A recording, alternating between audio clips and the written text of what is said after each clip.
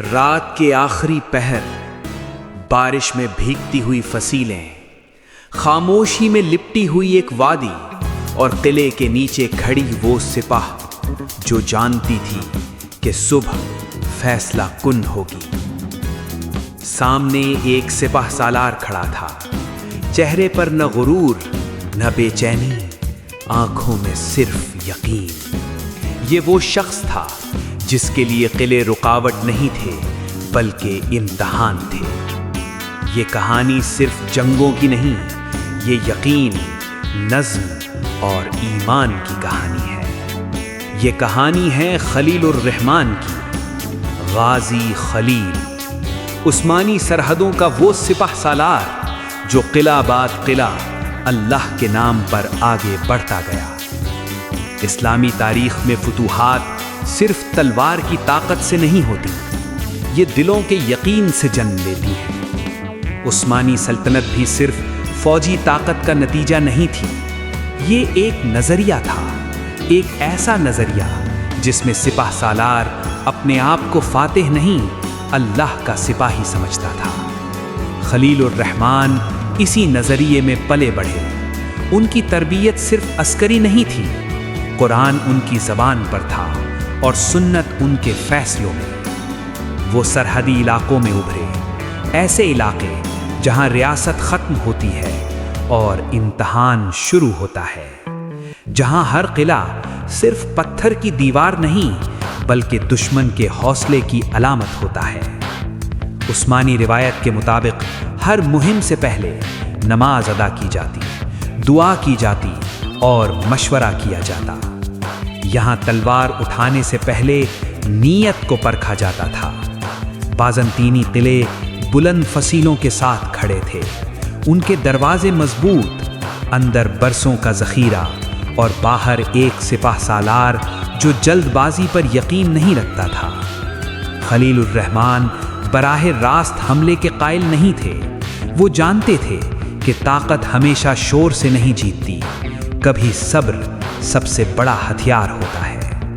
محاصرہ کیا جاتا، رسد کاٹی جاتی، نفسیاتی دباؤ ڈالا جاتا، لیکن اسلامی اصولوں کی حد میں۔ کھیت جلانا منع تھا، پانی زہر آلود کرنا حرام تھا، عورتیں، بچے، عبادت گاہیں ہمیشہ محفوظ رہتی۔ یہی فرق تھا اور یہی اصل طاقت۔ پہلا قلعہ گرا، نعرہ نہیں لگا، سجدہ کیا گیا۔ عثمانی تاریخ میں غازی کا لقب فتح کی تعداد پر نہیں، نیت کی پاکیزگی پر ملتا تھا۔ خلیل الرحمن فتح کے بعد اپنی سپاہ کو روکتے، لوٹ مار کی اجازت نہ دیتے، عوام کو امان دی جاتی۔ یہ وہی رویہ تھا جو رسول اللہ صلی اللہ علیہ وسلم نے فتح مکہ کے دن دکھایا تھا۔ اسی عدل نے وہ کام کیا جو تلوار بھی نہ کر سکی۔ دشمن کے دل ٹوٹنے لگے، قلعہ بعد قلعہ سرحد آگے بڑھتی گئی، لیکن خلیل الرحمن اپنی ذات پیچھے رکھتے گئے۔ ہر فتح کے بعد وہ مزید خاموش ہو جاتے، کیونکہ وہ جانتے تھے کہ اصل فتح زمین کی نہیں، دلوں کی ہوتی ہے۔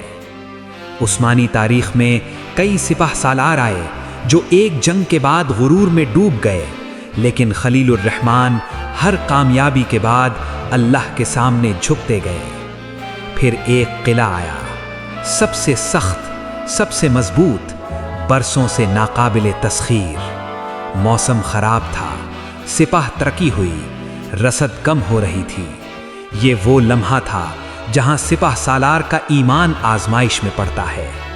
پسپائی آسان تھی، لیکن خلیل الرحمن نے ہٹنے کا حکم نہیں دیا۔ اس رات انہوں نے قیام کیا، طویل دعا کی اور قرآن کی وہ آیت پڑھی جو ہر مومن کو سنبھالتی ہے۔ کتنی ہی چھوٹی جماعتیں اللہ کے حکم سے بڑی جماعتوں پر غالب آ چکی ہیں۔ اگلی صبح جنگ نہیں لڑی گئی، حوصلہ لڑا گیا اور قلعہ گر گیا۔ لیکن سب سے بڑی فتح دیواروں کی نہیں تھی، یہ سپاہ کے ایمان کی فتح تھی جو ٹوٹا نہیں۔ خلیل الرحمن کی کہانی ہمیں یہ یاد دلاتی ہے کہ اسلامی فتوحات اعداد و شمار کا کھیل نہیں ہوتی، یہ نیت، نظم اور عدل کا سفر ہوتی ہے۔ آج کی دنیا میں جہاں طاقت غرور بن چکی ہے، یہ کردار ہمیں سکھاتا ہے کہ قیادت عبادت ہے، طاقت امانت ہے اور فتح سب سے بڑا امتحان۔